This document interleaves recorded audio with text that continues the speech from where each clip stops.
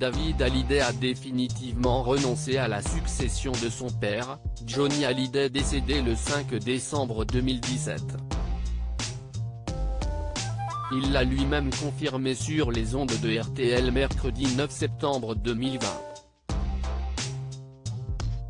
Selon les informations exclusives de M6, révélées par le journaliste François Vignol, les avocats du chanteur se sont en effet désistés de toute poursuite judiciaire en déposant hier, mardi 8 septembre, des conclusions en ce sens au tribunal de Nanterre.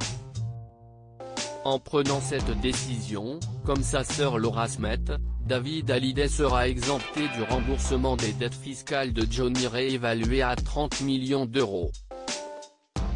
Comme cela avait déjà été annoncé, Laetitia Hallyday conserve ainsi le patrimoine immobilier à Saint-Barth, Los Angeles et Marne-la-Coquette, évalué entre 28 et 34 millions d'euros selon différentes estimations. En contrepartie, la veuve de l'idolé des jeunes devra également honorer les dettes fiscales de Johnny. En ce qui concerne Laura Smet, qui n'avait obtenu qu'une grosse moitié de son héritage, 1,5 million d'euros, le journaliste assure que le reste de la somme, 1,12 million, lui sera prochainement remis. Aujourd'hui, David Hallyday n'espère qu'une seule chose, que l'on arrête de parler de cette affaire d'héritage autour de son père.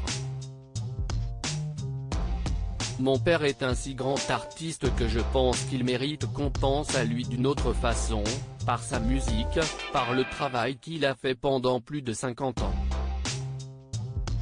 Par les joies et le bonheur qu'il a donné à tant de gens, a-t-il déclaré sur la radio.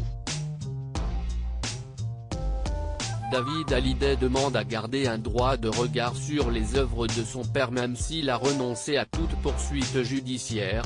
Le fils aîné du rocker espère pouvoir garder un droit de regard sur son héritage artistique. Selon lui, il a toutes les compétences et l'intelligence pour protéger la mémoire de son père. La continuité s'y est très important.